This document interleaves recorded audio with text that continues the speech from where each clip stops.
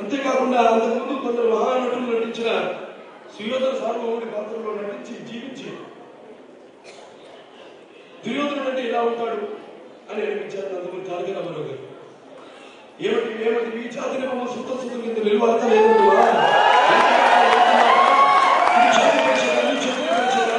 కాదు కాకూడదు ఇది కొనసాగించగలవా ఈ తల్లి ప్రతిపాదించడం లేదు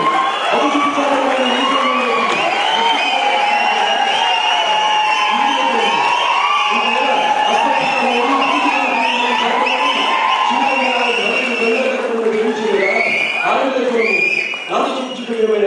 మా వంశకుడు మూలపురుషుడైన వశిష్ఠుడు దేవవేశ మూలశక్తుడు కాగా ఆమె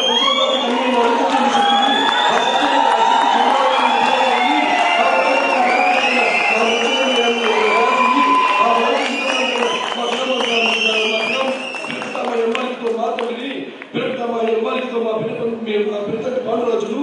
మా ఇంటి దాసుతో ధర్మ నిర్మాణించబడి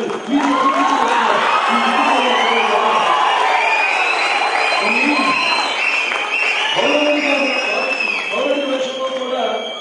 మనిషికి విలువ ఉంది కానీ అతను పుట్టిన కులానికి కాదు అని సందేశం ఇచ్చారు నందమూరి తారక రామారావు.